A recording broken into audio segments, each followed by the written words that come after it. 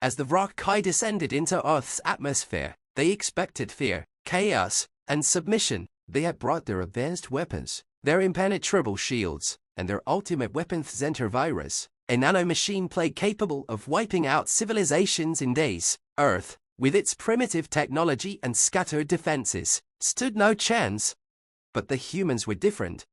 When the first rock Kai soldiers set foot on Earth, they were greeted by a small group of civilians, expecting to see trembling, desperate people. The soldiers instead saw defiance. One human, a young man in his late 20s, stepped forward. His posture was straight, eyes fierce, and his voice filled with a strange mixture of anger and hope. "You picked the wrong planet," he said simply, looking up at the towering alien soldiers. The rock Kai commander, a hulking figure adorned in armor plated with ancient alien markings, sneered at the human. "Do you not understand? We could annihilate your entire species with the push of a button," the commander said, his voice reverberating in the air. The human didn't flinch. Instead, he smiled. "Annihilate? Sure, you could do that, but you don't know what you'd be wiping out. You see, we humans, we fight back. We fight for what's ours. And if you think a virus, no matter how deadly, is going to scare us, you're in for a surprise." The rock Kai commander let out a mocking laugh. "A surprise? What could you possibly do? You are nothing but primitive creatures."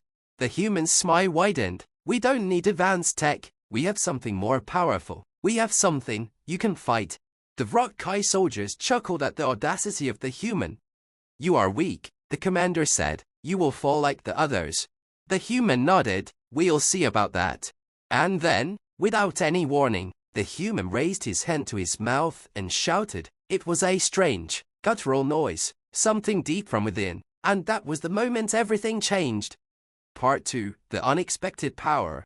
The rock Kai soldiers watched in confusion as a low hum vibrated through the ground. Suddenly, from all directions, humans poured into the streets. They weren't just civilians, they were fighters, strategists, and engineers, people from every corner of the globe, united by a single, primal force.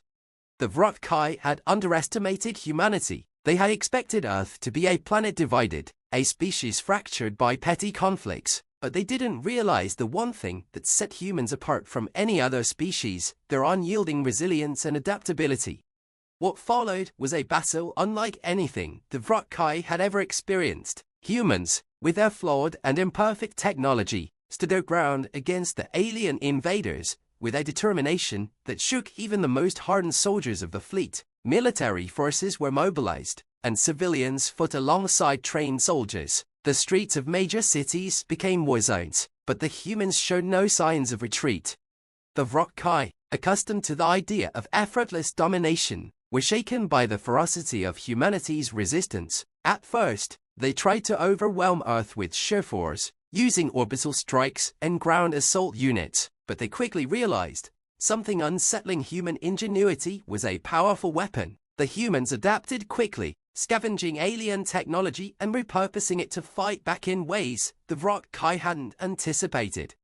In one instance, a group of human engineers managed to hack into the rock Kai's communication systems and turn their own weaponry against them. In another, a small human resistance group launched a surprise attack on the rock Kai's central command ship, causing massive disruptions in their fleet's coordination.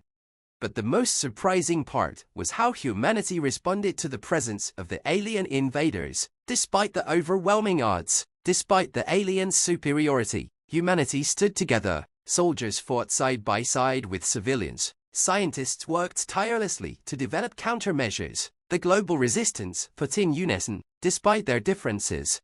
The rock Kai commander, who had believed victory was inevitable, was now doubting his calculations. The humans were everywhere persistent, clever, and resilient. They were fighting for something the rock Kai had never understood: their right to exist.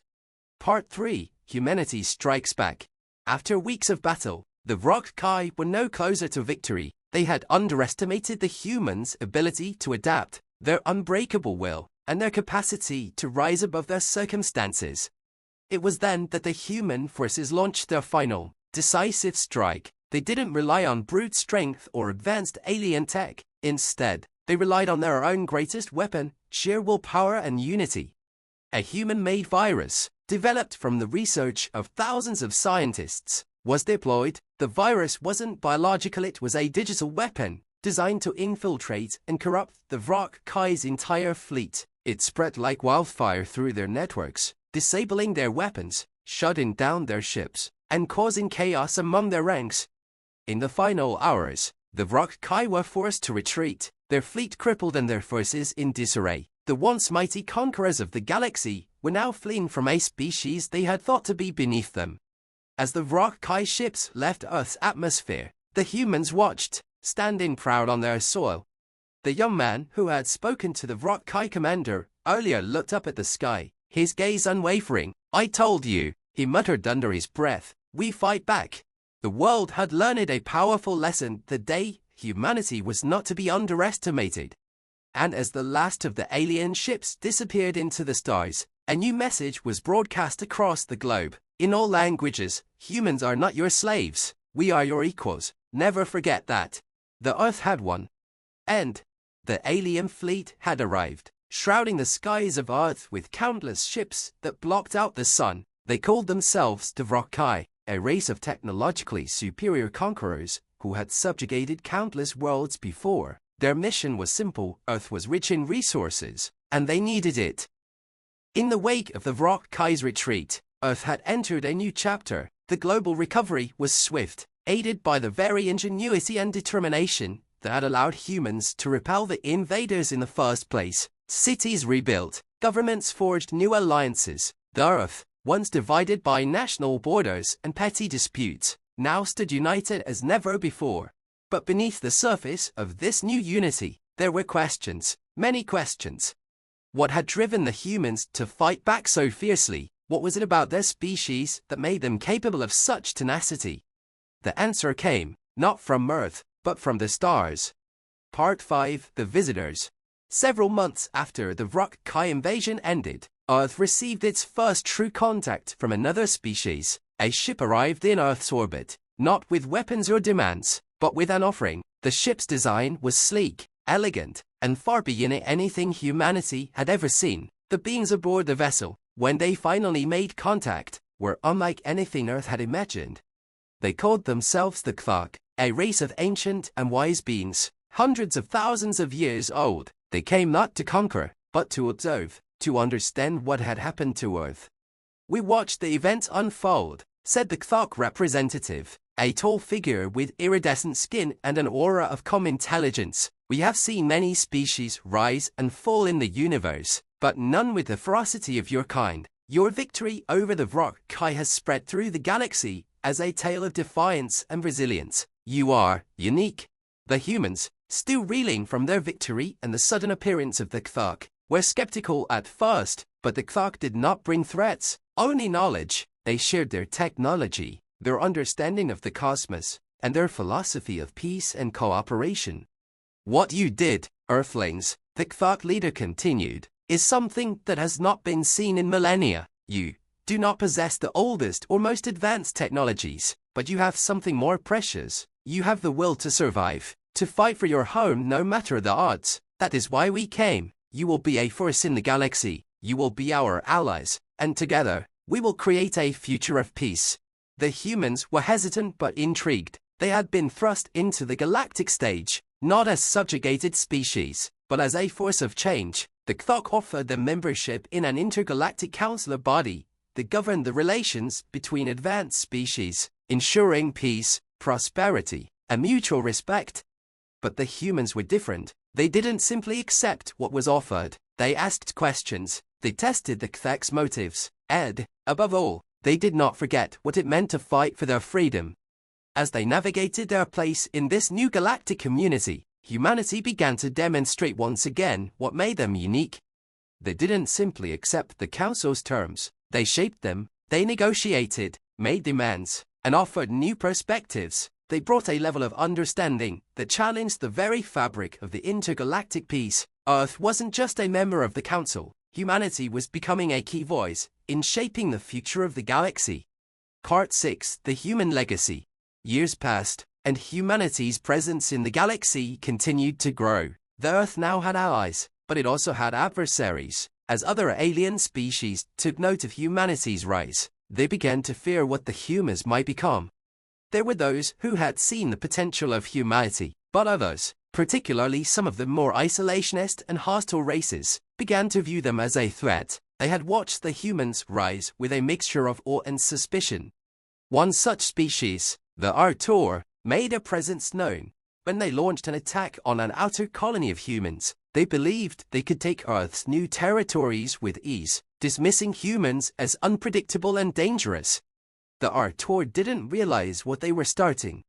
Within hours of the attack, Earth had mobilized every available force. The military, now equipped with advanced clock technology, was unmatched. But it wasn't just the military that responded. Scientists, engineers, and even civilians were on the front lines, using their skills to combat the Artur invaders. The same unrelenting spirit that had driven humanity to fight the rock kind now fueled their retaliation. The Artur quickly learned a harsh lesson. Humans were not to be underestimated. The Artur ships fell one by one, their weapons turned against them by human ingenuity. The colonists, scattered and seemingly outmatched, fought back with guerrilla tactics that even the Kthok hadn't predicted. When the Artur finally withdrew, humiliated, the humans issued a clear message across the stars. We are not your slaves, we are not your tools, we are humanity, and we fight for what is ours, for our homes, our people, and our future. The message was simple, and its impact rippled throughout the galaxy. The Kthok, watching the unfolding events, smiled. They had underestimated humanity's power once. They wouldn't make that mistake again. And so, humanity's story continued. They were no longer a species fighting for survival against the odds. They were a force of nature in the galaxy. They were builders, creators, diplomats, and warriors. They had proven that they could not only survive, but thrive. The stars had learned a valuable lesson: never underestimate the humans. End. ChatGPT can make mistakes. Check important info. As the years continued to pass, the galaxy began to shift. Humanity, once a fledgling species confined to a small, blue planet, was now a prominent force in galactic affairs. Their influence spread far and wide, reaching systems that had never known the warmth of human hands or the brilliance of human minds. Humanity had begun to outgrow the constraints of their home world. The Earth, while still the beating heart of the species, was no longer the only place where human culture and ideals flourished. Massive space stations, thriving colonies on distant moons, and vast fleets of ships built from the same principles of ingenuity and cooperation began to dot the stars. The Intergalactic Council, which had once been a symbol of peace and cooperation, had evolved into something more, a place where human voices carried weight and where Earth's representatives were no longer mere advisors. Humanity had become a leading power, not because of sheer military might, but because they embodied a unique combination of qualities that the galaxy had never seen before: adaptability, perseverance, and an unwavering sense of justice. But as the influence of Earth grew, so did the dangers. Part 8: The Unseen Threat. Beyond the borders of the known galaxy, a shadow began to stir. It was a force so ancient, so powerful, that even the Kthok had been hesitant to speak of it. This force, known only in hushed tones as the Dark Star, was a galactic entity that thrived on destruction, feeding on the collapse of civilizations.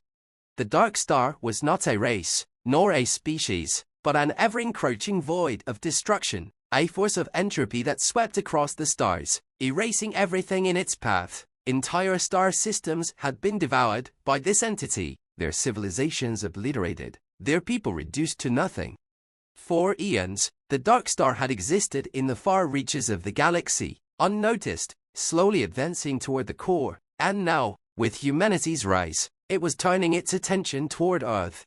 The Kthok, ancient and wise as they were, had no solution. The Artur, the Rokai, the Zendara, 1,000 other civilizations shot all tried to stop the Dark Star before, and all had failed. It was then that the humans were called upon once more. This time, it wasn't a battle against invaders or hostile species. This time, it was an existential threat to all life in the galaxy. Part 9: The Human Response. The Council called an emergency session to discuss the threat of the Dark Star. Representatives from every known race gathered to share their knowledge, to plan, but it became clear very quickly that the galaxy had no answers. The Dark Star was beyond their understanding, an enemy they couldn't fight with conventional weapons or strategies. It was in this moment of despair that a human voice rose, one that was familiar to all who had witnessed humanity's resilience. "We don't have to fight it with weapons," said a young woman, Commander Liara Nash, who had once been part of the resistance against the Rock-Kai. She now Saturday, at the forefront of Earth's military strategy. "We fight it with what we have: our ingenuity, our spirit, and our ability to adapt." Her words were met with skepticism. The Dark Star wasn't something they could outsmart. It was a force of nature, not a foe to be bested by clever tricks or creative solutions. But Commander Nash insisted, "We've faced extinction before. We fought the Rock-Kai. We outwitted the Artur. We can do this. We need to understand it, learn its weaknesses, and then strike when it's vulnerable." Humanity had always thrived in the face of impossible odds, and this time would be no different. The Quark, although initially reluctant, agreed to share their ancient knowledge of the Dark Star. The Artur, realizing they had no other choice, provided their most advanced warships to aid in the effort. The galaxy, now united in purpose, began to strategize. But Commander Nash knew that it wasn't enough to rely solely on the old ways of war. Humanity had a more unconventional plan. She and a group of Earth's best mind scientists, engineers, philosophers began to work on an experimental weapon, one unlike any the galaxy had ever seen. It would be a device capable of manipulating the very fabric of space itself, a machine that could sever the Dark Star's connection to the galaxy and banish it into the void. To build such a weapon, humanity would need to pool the resources and knowledge of every species they had allied with. Time was running out. The Dark Star's advance was swift. Part 10, The Final Stand.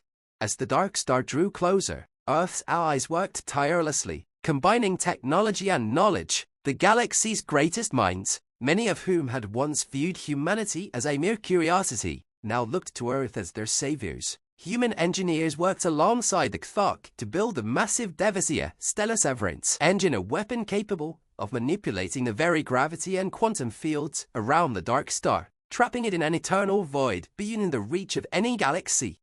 The final test came as the Dark Star entered the galaxy's outer rim, its gravitational pull beginning to tear apart nearby systems. Entire planets, once vibrant with life, were now nothing but dust. The Council knew this was their last chance. The humans, now in charge of the operation, activated the stellar severance engine. The device hummed to life, sending ripples through space itself. The energy it created was unlike anything the galaxy had ever seen, twisting and distorting the fabric of reality. For a moment, it seemed as though nothing would happen. Then, the galaxy's edge trembled. A brilliant flash erupted from the engine, and the Dark Star itself recoiled. As if in pain, the gravitational forces around it began to unravel. The Dark Star, a force of pure destruction, was pulled into the void, locked away beyond the reach of any living being. The galaxy was saved. Epilogue, A New Dawn. In the aftermath, humanity was hailed as the saviors of the galaxy. The Dark Star, defeated by the very species that had once been seen as weak, became a symbol of human resilience and innovation. The galaxy, once full of suspicion and fear toward Earth, now looked to humanity as its beacon of hope. The message was clear: no matter the odds, humanity would always rise. With the Dark Star vanquished and the galaxy at peace, the leadership of Earth found themselves facing a new reality. They had risen to unimaginable heights, but the weight of responsibility was immense. The Intergalactic Council now looked to humanity not just for strength, but for wisdom, for they had shown the universe that strength without purpose was an empty power. Humanity had always been a species defined by its growth. Even in the face of their greatest victories, they could not rest on their laurels. The Quark, the Artur, and the Xandar had all walked in awe as humanity saved the galaxy, but their respect was tempered by a quiet fear. They knew that the humans had only begun to stretch their potential, and the universe was vast. Part 12, The Seeds of Exploration. It was in the aftermath of the Dark Star's defeat that Commander Nash and Earth's leadership began to turn their attention toward the future. For the first time in galactic history, humanity was ready to take the mantle of exploration not just as conquerors, but as pioneers. Their ships, built from both human innovation and alien collaboration, were now ready to explore the farthest reaches of the galaxy. But this wasn't simply about charting unknown worlds or mining unclaimed resources. Humanity's goal was deeper. They sought to learn the origins of the stars, to understand the cosmic forces that govern the universe itself, and to forge a future where all races could coexist and thrive. With the stellar Severance engine now a symbol of humanity's power and ingenuity, Commander Nash spearheaded a new initiative, the Voyage Beyond. It was not just an expedition, but a message to the galaxy. Humanity would lead in exploring the mysteries of the universe, armed not with weapons, but with knowledge and a commitment to peace. Thousands of ships were launched, each one a testament to the strength of unity between the various species. They carried humanity's best and brightest minds, scientists, engineers, diplomats, and philosophers who sought not to conquer new worlds, but to understand them. For the first time in galactic history, humanity led the charge into the unknown.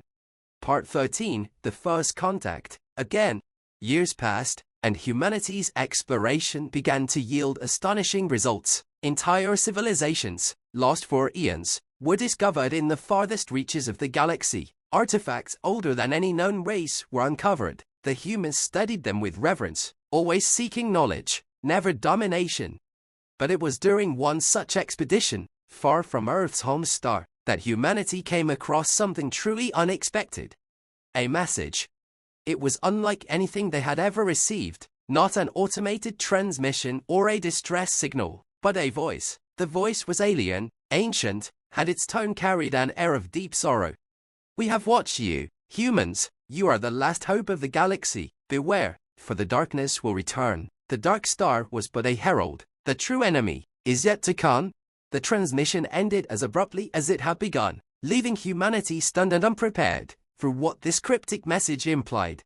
It was clear now the dark star had not been the galaxy's only existential threat. Whatever this new force was, it was older, deeper, and far more dangerous. Commander Nash, now a leader not only of Earth, but of the entire galaxy's exploration efforts, took this message to the Council. Earth, once the underdog in galactic matters, was now at the forefront of a new cosmic war not just for their survival, but for the survival of the galaxy itself. Part 14, The Rise of Humanity's Defenders. With the dark forewarning looming, humanity's resolve hardened. This new threat, whatever it was, would not catch them off guard again. The Humanity's Defenders initiative was launched, a vast, multi-species task force dedicated to preparing for whatever darkness lurked in the cosmos. As the fleet was being assembled, human military tacticians and strategists worked with the clock to develop new technologies, blending their advanced quantum engineering with human practicality. Meanwhile, the Artur shared their combat strategies and knowledge of ancient enemies, understanding now that humans were not only capable of holding their own, they were evolving into the galaxy's foremost defenders. It wasn't long before humanity's allies began to realize that Earth was no longer just a member of the Intergalactic Council. They were becoming the beating heart of it, directing the galaxy's military might in the face of a growing and unseen threat. But it wasn't just the military that humanity focused on. The greatest minds in science, philosophy, and history worked together to unlock the mysteries of the message. The scientists began to unravel the remnants of the ancient transmission, piecing together lost information from distant worlds. What they discovered sent a shiver through even the oldest species. The true enemy wasn't a single force, but a system, an ancient, forgotten order that manipulated galaxies like chess pieces, driving civilizations to self-destruction and feeding on their collapse. The Dark Star was only a warning shot. The true enemy was something that had been buried in the galaxy's history, waiting for the right moment to re-emerge. Part 15, Humanity's Legacy: A New Hope.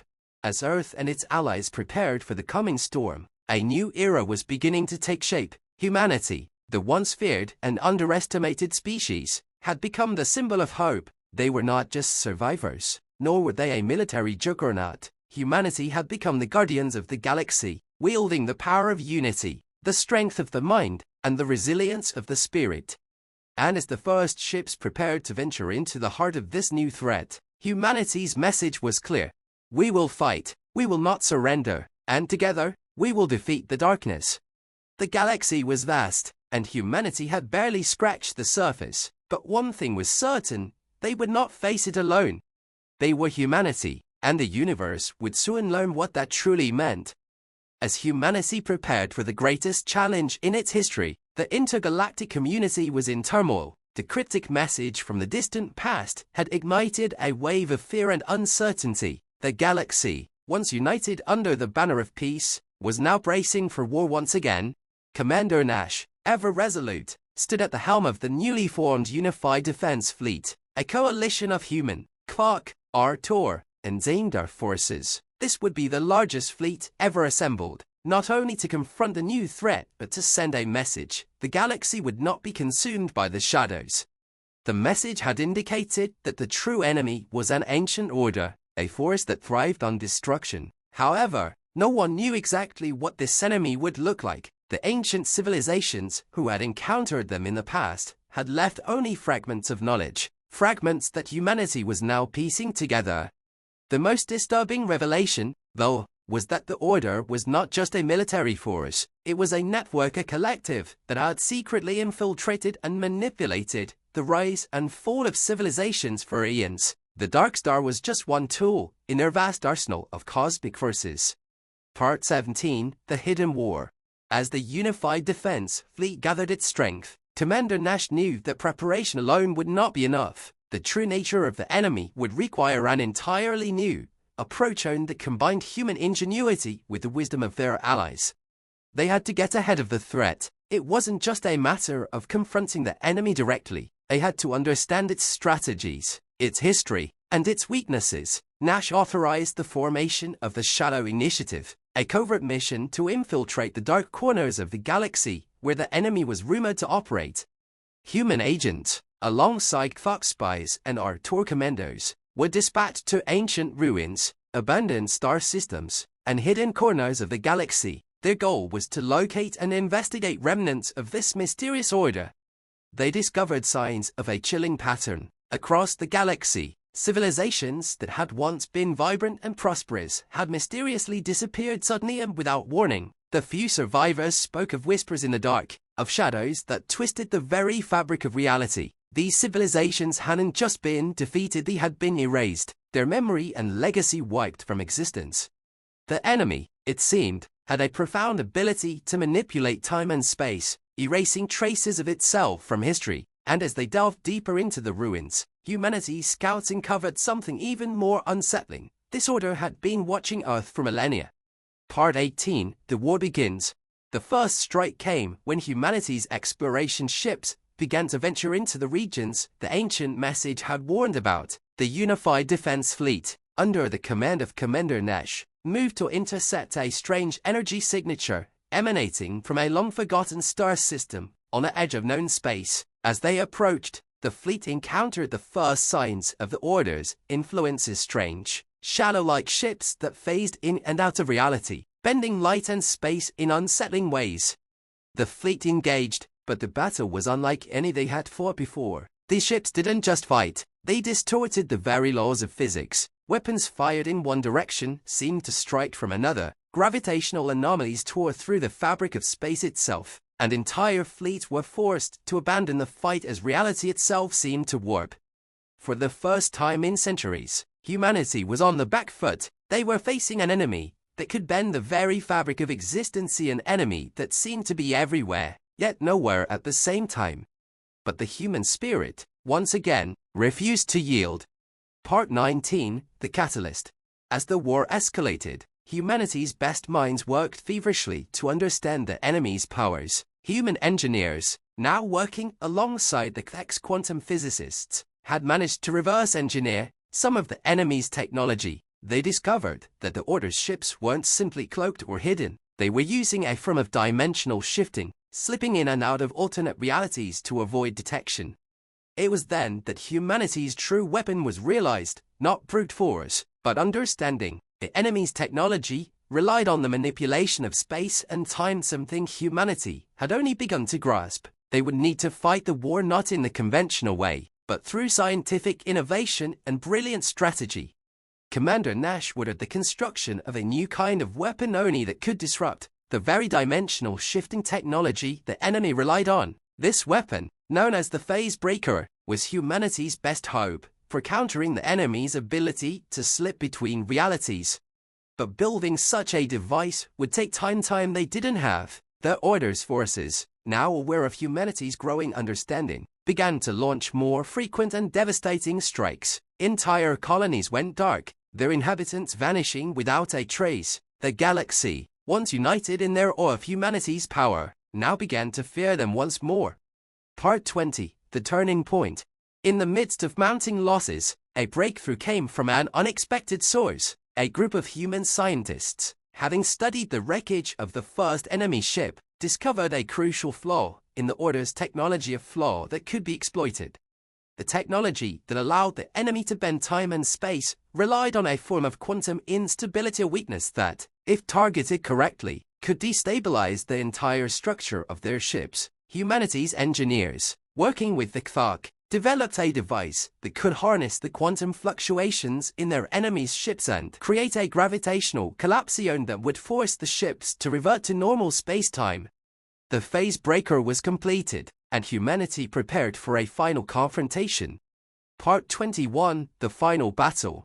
The fleet, now fully assembled, engaged the enemy in the battle that would determine the fate of the galaxy. The enemy's ships, once impervious to attack, began to show signs of instability as the Phase Breakers fired upon them. Dimensional rifts opened and collapsed as the powerful new technology tore at the very fabric of the enemy's reality.